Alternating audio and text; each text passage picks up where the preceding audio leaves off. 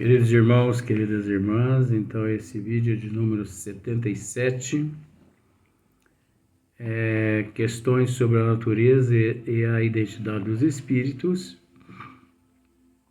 capítulo 24, sequência da questão da pergunta de número 17. Então, continuando aqui, os bons espíritos respondem assim: que isso, besorrinho, querendo também fazer parte do desencarne, né? Os espíritos superiores são sempre prudentes e reservados quando têm de censurar, nada de mal dizem, né? Então nós já tratamos a respeito dessa questão no vídeo anterior. Então, eles, os bons espíritos, o muito que eles fazem é advertir cautelosamente. Eles advertem cautelosamente.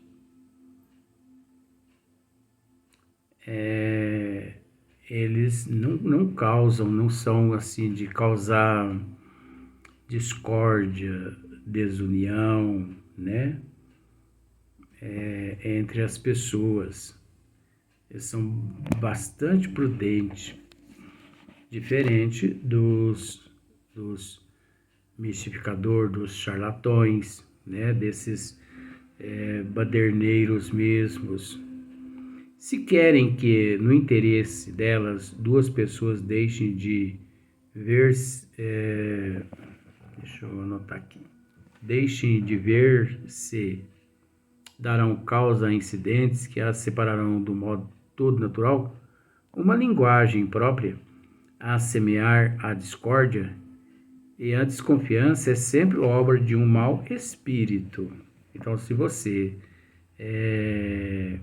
pretende descobrir onde é que encontra-se um bom espírito ou espírito perverso, é só você procurar por esses quesitos todos, né? É sempre obra de um mau espírito.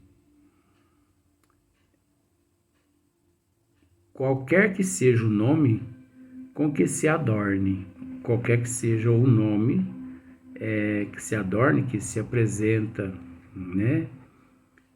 Que se apresenta ali às pessoas. Assim, pois, usai de muita circunspecção no acolher o que de mal possa um espírito dizer de um de vós.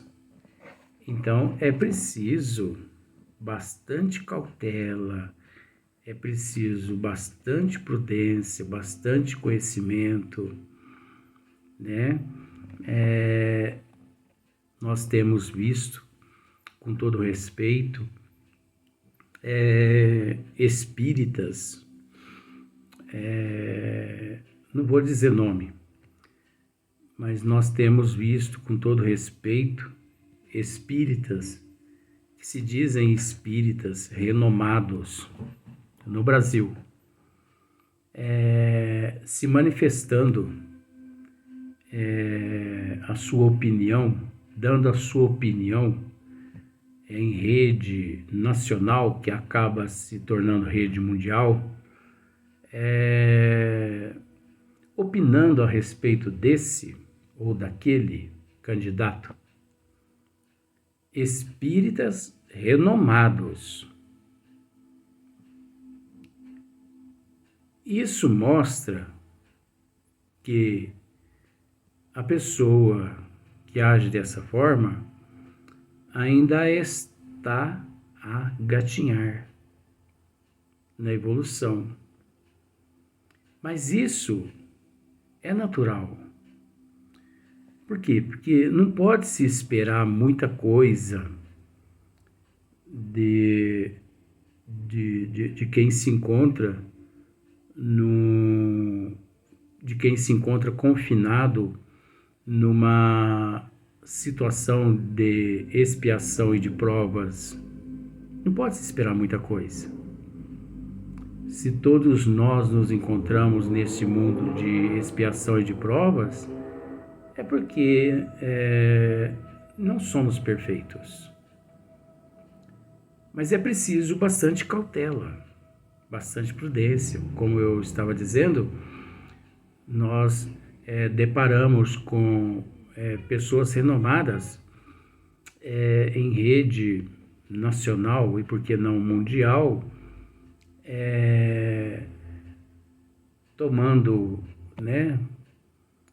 liderando um movimento aqui, um movimento ali, para esse candidato, para aquele candidato. O espírita, verdadeiramente espírita, ele tem que se preocupar em divulgar a doutrina dos espíritos. O espírita, verdadeiramente espírita, ele tem que se preocupar em divulgar a doutrina dos espíritos e não divulgar as tuas opiniões. Por isso que, de acordo com a democracia,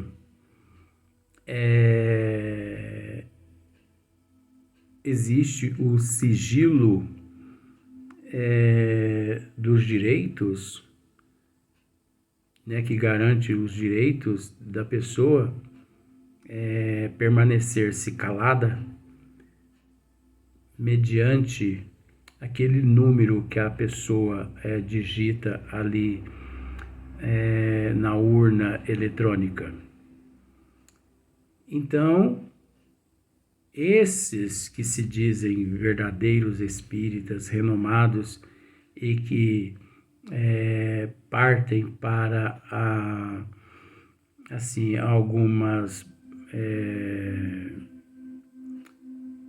que aderem publicamente, nacionalmente, mundialmente, estão, com todo respeito que merecem, estão obsidiados, estão sob influência das trevas.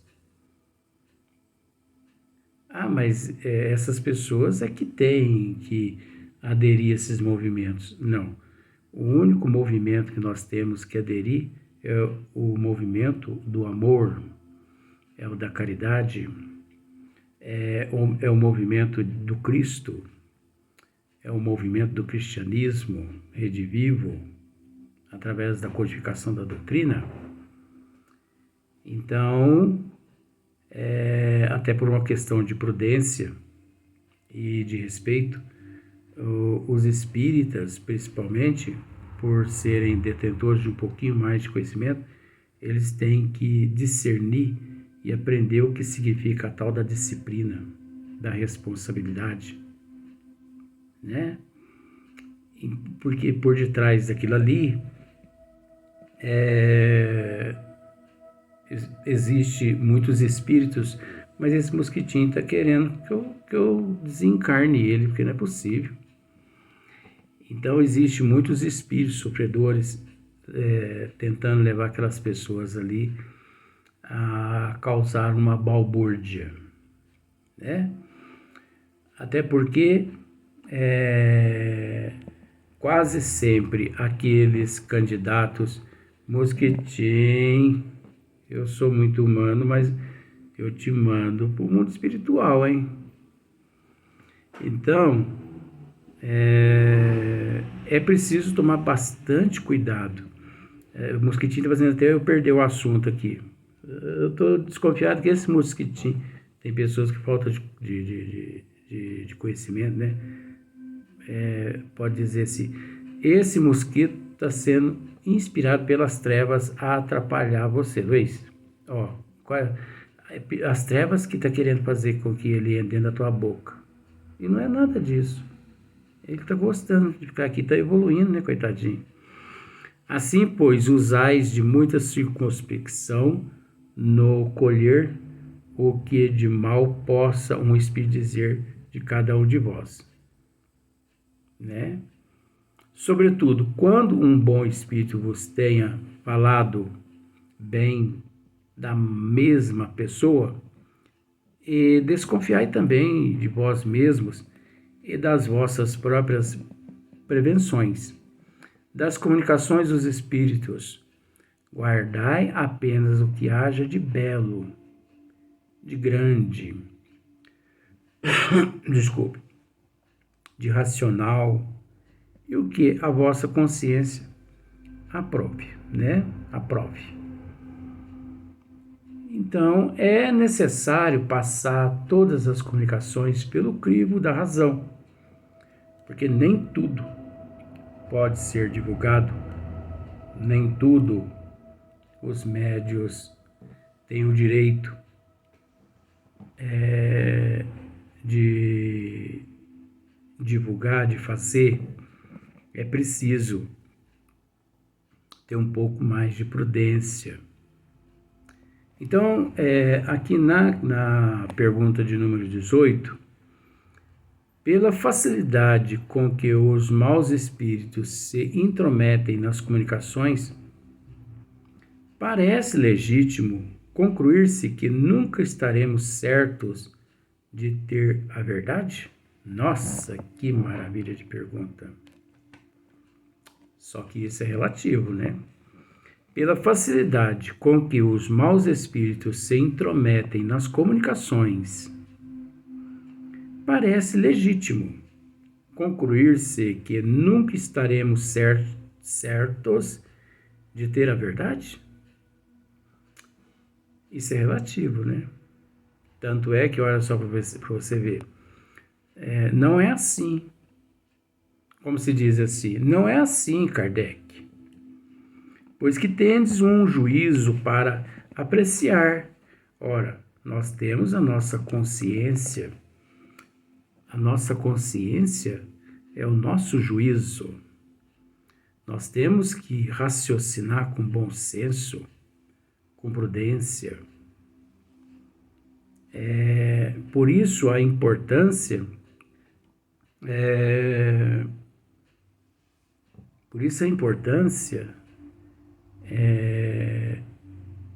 da pessoa trabalhar numa casa espírita séria. Por isso a importância da pessoa estudar as obras da codificação da doutrina dos espíritos, agir com seriedade, com honestidade, com amor, com respeito uns aos outros.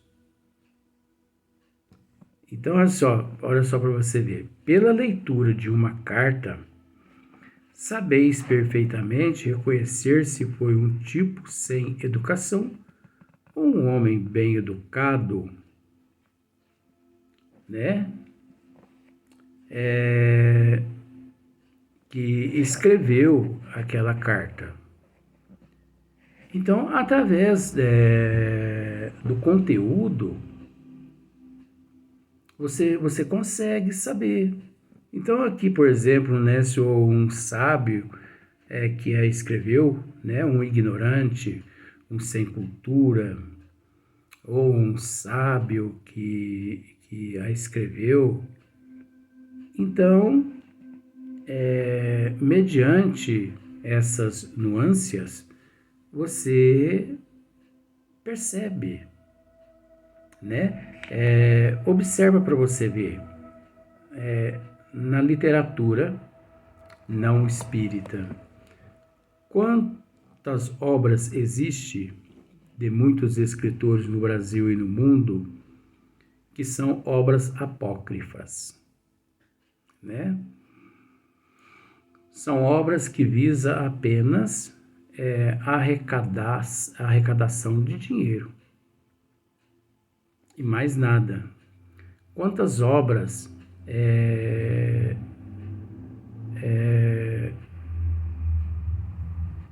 que muitos escritores escreveram que são obras pornográficas. Então,